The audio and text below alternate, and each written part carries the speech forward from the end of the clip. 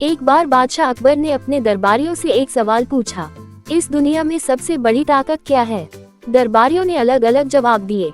किसी ने कहा सेना, किसी ने धन, तो किसी ने ज्ञान। लेकिन अकबर को किसी का भी जवाब संतोषजनक नहीं लगा। आखिर में उन्होंने बीरबल से पूछा। बीरबल का जवाब। बीरबल ने मुस्कुराते हुए कहा, जहाँ पनाह, सबसे बड़ी ताकत तो भय है। ये सुनकर दरबारियों ने आपत्ति जताई और कहा, ये कैसे संभव है? अकबर ने भी हैरानी जताते हुए बीरबल से कहा, तुम इसे सिद्ध करके दिखाओ। बीरबल ने कहा, जहाँ पनाह, मैं कल तक इसका प्रमाण दूंगा। अगले दिन बीरबल ने एक बकरी लाए और उसे दरबार के बीच में छोड़ दिया।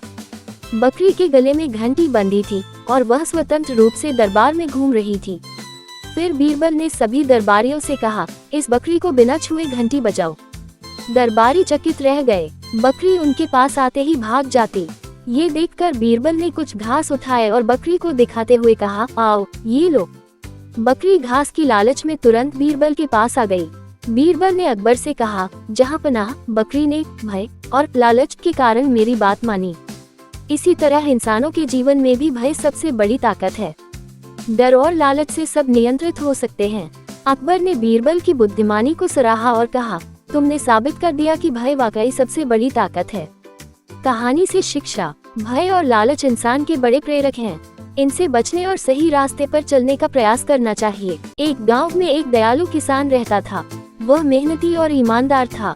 उसकी जमीन के पास एक बड़ा सा पेड़ था जिसमें एक नागिन रहती थी। किसान और नागिन का आपस में कोई संबंध नहीं था, लेकिन दोनों एक दूसरे के प्रति सहिष्णुता रखते थे।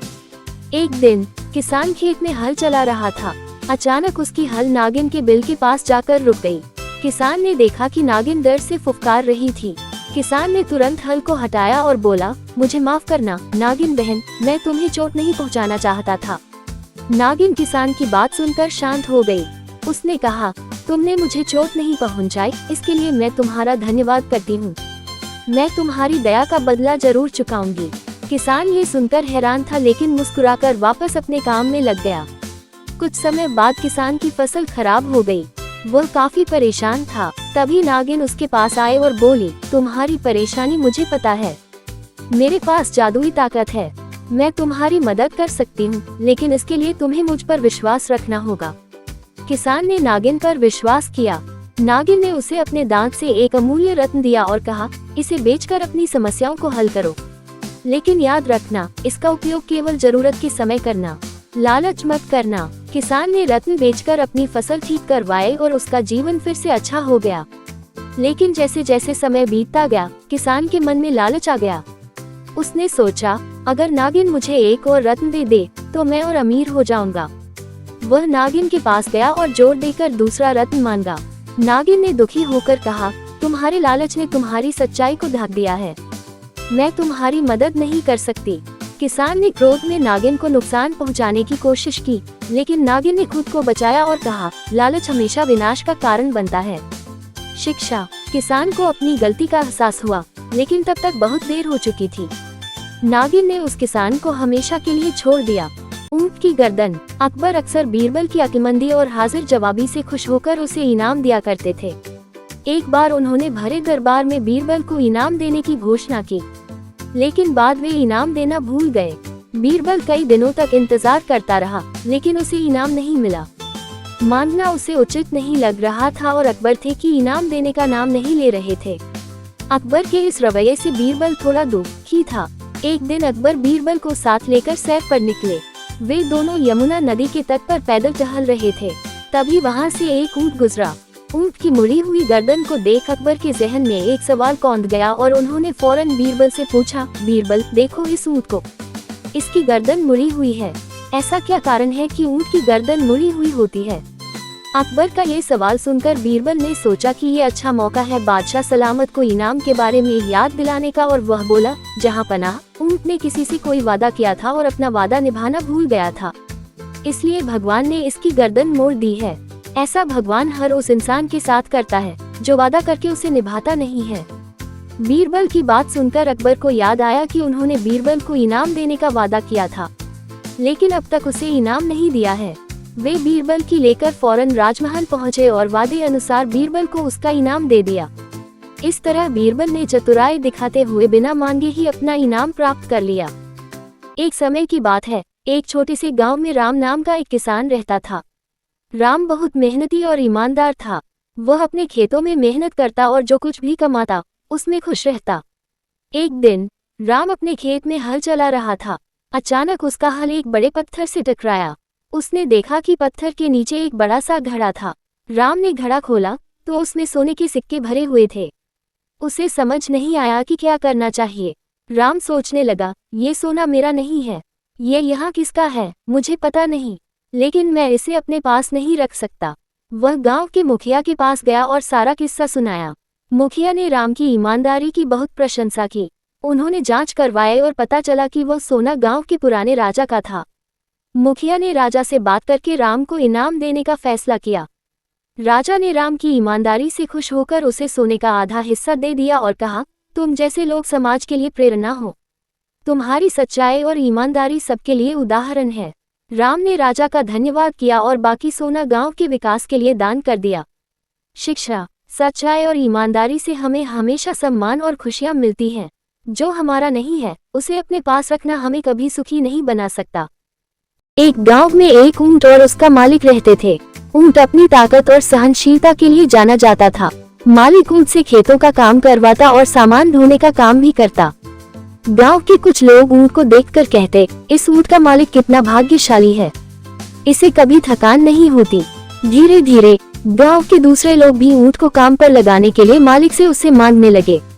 मालिक ने ऊंट को हर किसी के काम में लगाना शुरू कर दिया। ऊंट दिन रात मेहनत करता, लेकिन उसकी थकान बढ़ती जा रही थी। एक दिन ऊंट इतना थक गया कि वह बीच रास्ते में बैठ गया और उठने से इनकार कर दिया। गांव वालों ने उसे धक्का दिया, खींचा, पर ऊंट से मस नहीं हुआ। ये देखकर एक बूढ़ा व्यक्ति बोला, ऊंट कोई मशीन नहीं है, अगर तुम इसे इतना ही काम करवाओगे तो ये बीमार हो जाएगा। हर जीव की सहनशीलता की एक सीमा होती है।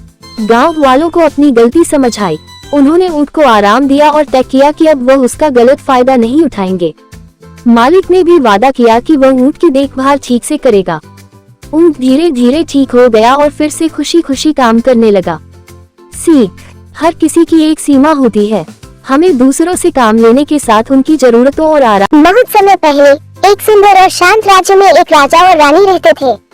राजा वीर और बुद्धिमान थे और रानी दयालु और स्नेही। उनके राज्य में सुख शांति का माहौल था, लेकिन उन्हें एक ही दुख था, उनके पास कोई संतान नहीं थी।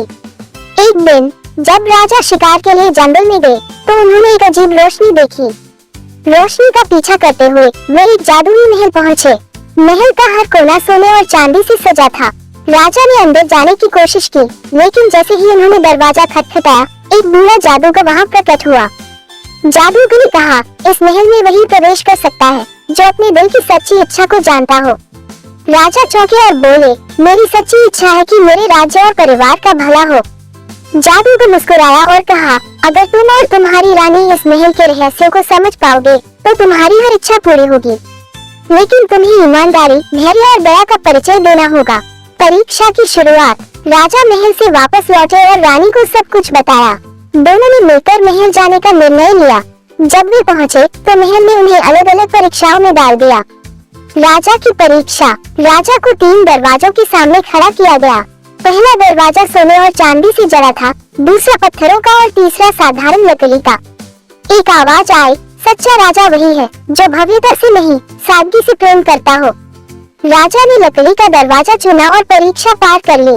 रानी की परीक्षा। रानी को एक कठिन स्थिति में डाला गया। उसे 2 कटोरे दिए गए, एक में अमृत और दूसरे में जहर। आवाज आई, दयालु रानी वही है जो अपने राज्य के लिए त्याग कर सके। रानी ने बिना सोचे समझे जहर का कटोरा उठा लिया, लेकिन जैसे ही उसने इसे छुआ, वह जहर अमृत में बदल गया। रानी की सच्ची दया ने उसे परीक्षा में सफल बना दिया। जादुई वरदान। जैसे ही दोनों ने अपनी परीक्षाएं पूरी की, महल का जादू टूट गया और जादूगर ने उन्हें आशीर्वाद दिया।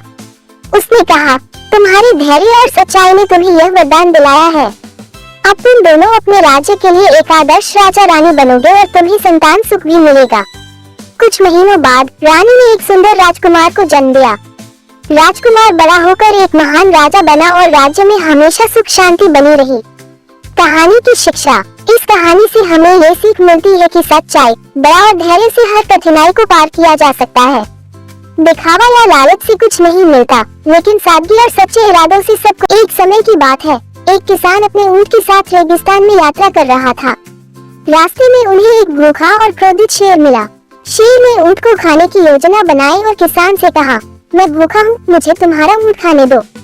किसान बहुत घबरा गया, लेकिन उसने शेर से कहा, हे जंगल के राजा, मैं जानता हूँ कि आप भूखे हैं, पर यह मेरा साथी ऊंट है, उसे मारना ठीक नहीं होगा, लेकिन मैं आपके लिए कोई और भोजन खोजने का प्रयास कर सकता हूँ।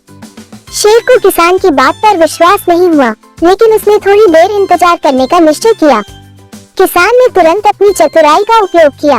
उसने शेर से कहा, मैं आपको एक ऐसी जगह पर ले जाऊंगा जहाँ आपको बहुत से पशु मिलेंगे, बस आपको मेरे साथ चलना होगा। शेर मान गया और किसान के पीछे पीछे चल दिया। किसान जानता था कि पास के एक गांव में कई शिकारी रहते हैं जो शेर को मार सकते हैं। जब वे गांव के पास पहुंचे, किसान ने ऊंची आवाज में कहा, गांव के लोगों, देखो कौन आ रहा है, ये शेर है। गांव वालों ने शेर को देखा और तुरंत अपने हथियार लेकर उसकी ओर दौड़े। ये देखकर शेर डर गया और वहां से भाग खड़ा हुआ। इस तरह किसान ने अपनी बुद्धिमानी से अपने ऊंट की जान बचा ली। कथा का संदेश, ये कहानी हमें सिखाती है कि कठिन परिस्थितियों में धैर्य और चतुराई से काम लेना चाहिए। कभी कभी ताकत से अधिक बुद्धिमत्ता से समस्याओं का हल किया जा सकता है।